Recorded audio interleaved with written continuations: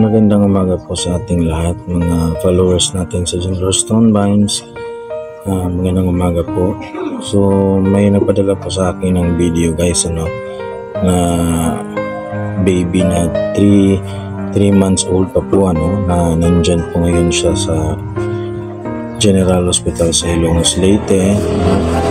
Si baby AJ Gonzaga Lusuegro, kung nakikita nyo guys, sobrang nakakaawa yung bata guys, hindi halos makahinga. Yung sakit daw ng bata ngayon, kaya na-admit daw dyan, kasi meron daw siyang kidney failure, UTI, tsaka nahihirapan siyang huminga guys. Galing na to sila ng sa Tacloban, sa hospital sa Tacloban.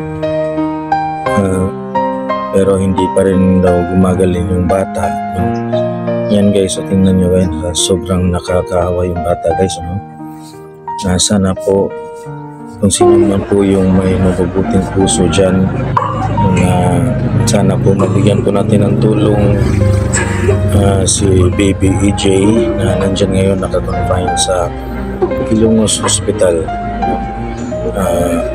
Tulungan po natin si baby, ligtas po natin ang buhay ng isang musmus na bata, 3 months old pa po yan.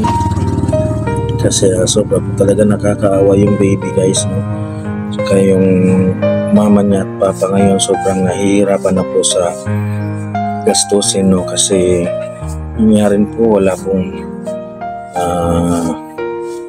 trabaho yung nanay nila, tsaka yung papa lang ng baby yung may trabaho guys, Kaya sana po tulungan po natin sila guys, Maglalagay po ako ng GCash number dyan, sa ipopost kong ito.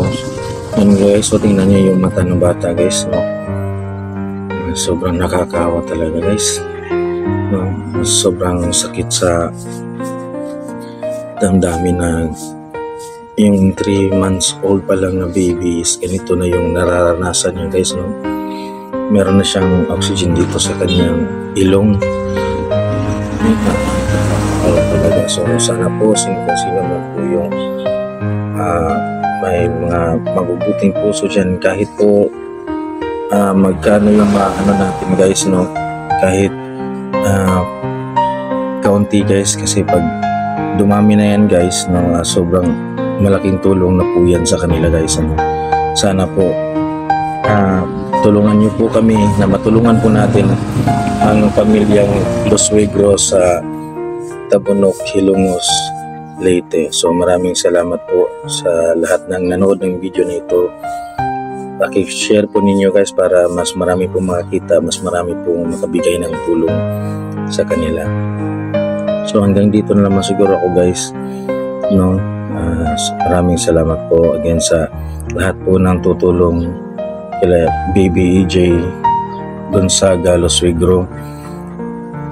Maraming salamat po.